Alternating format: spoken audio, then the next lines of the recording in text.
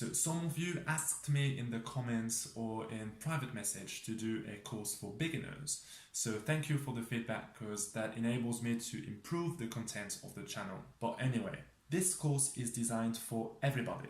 So I'm going to use ampersand Guitar Martin, okay? But if you do not have a license, you can use the free Guitar VST plugin AJML2. So check out what we're going to play.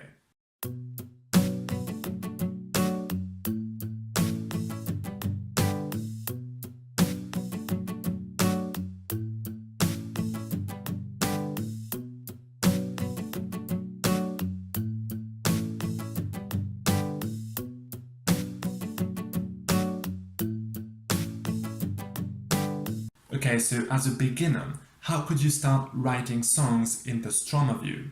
Well, first thing, you need a chord progression. So the one I'm proposing today is very common in pop and country music, which is a B minor, a B minor 7, an A major, and a G major. Secondly, you need to work on the strum pattern. So though there is no magic recipe for that, I'm going to give you some tips and tricks on how to make it sound real. So here we go. Okay, so in your DAW, just create a new MIDI track, create a new MIDI clip, make sure that the tempo is set at 85 BPM and that the global track delay is set at minus 50 milliseconds. Then select Ampo Guitar M and drag it into the new MIDI track. Select the strum library.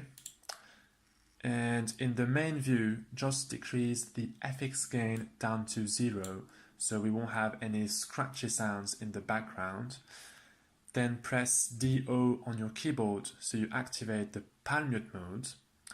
Go to the effect sections, go to reverb and deactivate the standard reverb. Then go to the Stromer view, activate the strum mode, and create a new MIDI grid by clicking on that button. And then we shall start. So in this video we are going to work on the chord bank and the strum pattern. So we said that we needed a chord progression, so let's create one.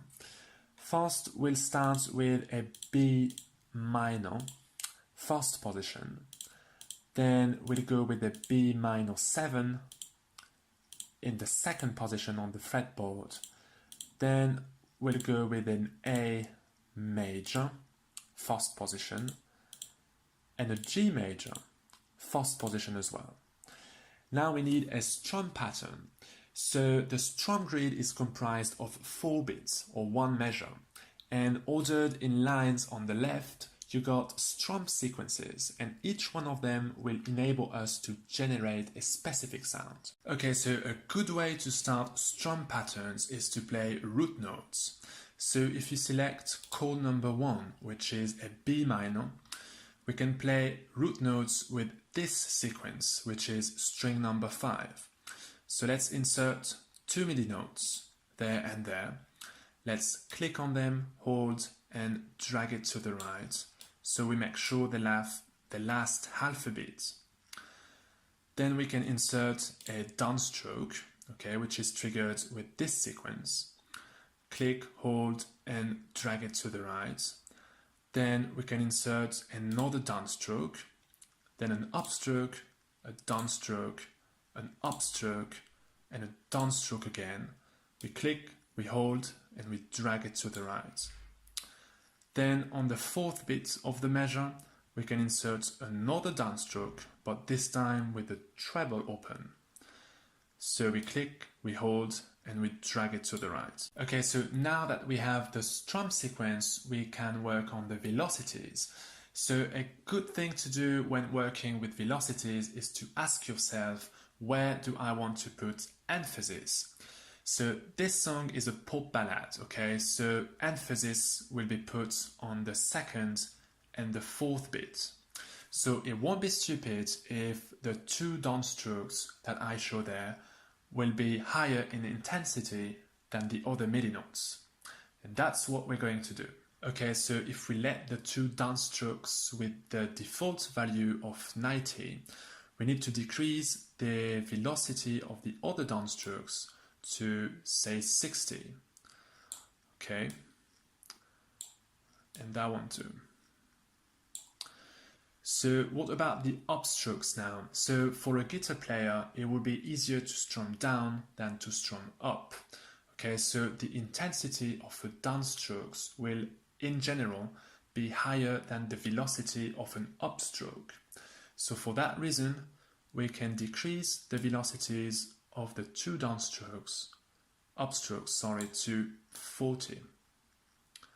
And that will already sound super great. Then for the downstroke with the treble open, we can increase the velocity to at least 100, because at 90 it doesn't pluck all the strings of the chords, and we want that. So then for the root notes, you can increase the first one a little bit, like to 100, and we need to decrease the velocity of the second root note to 60. And now we can program the chord switch. Okay, so what we want is to have the chord switch right before the start of the third beat, okay, in anticipation. So what we can do is to close the plugin, go to the MIDI note editor. We can draw a C1 at the start of the clip, okay, C1 will trigger chord number 1, the B minor, and we'll have a C sharp 1 at the start of the second half of the second beat, okay, in anticipation of the third beat. Then we draw a C3, which will trigger pattern number 1, and we want it to last the whole measure. Then we want the A major with the D1, and once again a D sharp 1 to have the G major in anticipation of the third beat of the second measure. And once again, we want the pattern to last the whole measure. And that is what we have.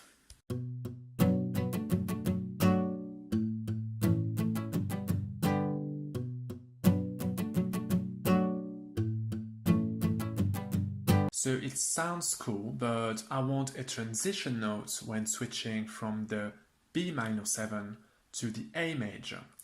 So what we can do is come back to the plugin and we can insert a new MIDI note, okay, which will be the sequence string number 6, and we can create a new chord which will be a B minor in the first position, but with the F sharp as the lowest note. Okay, that note will be triggered by this MIDI note. So then we close the plugin, we come back to the MIDI clip, and we insert an E1, which will trigger chord number 5, right before the start of the second measure in anticipation. And that is what we have.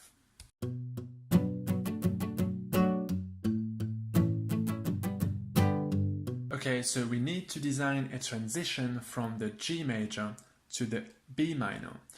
So we can do it with an A major, so no need to create another chord. We just have to draw a D1, okay, which will trigger A major. So then we come back to the plugin and we'll have a problem because what we want is to have the transition played or generated by this note, okay, the lowest note of the A major. But we can't do it if we have this sequence in the strum grid, because that is string number 6. So what we can do is to create another sequence, import everything from sequence number 1, and just modify the position of this MIDI note right there. Then we come back to the MIDI note editor, and instead of having a C3, we'll have a C sharp 3, which will trigger pattern number 2. And here we go.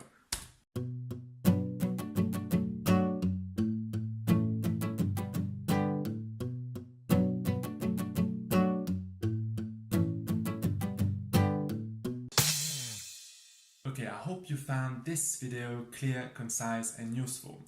If you did, just give it a thumbs up. If you have any difficulties, just leave a comment down below and I'll do my best to help you out. Then if you do not want to miss any content on how to play and mix guitar and bass VSTs, just subscribe to the channel. And see you next time.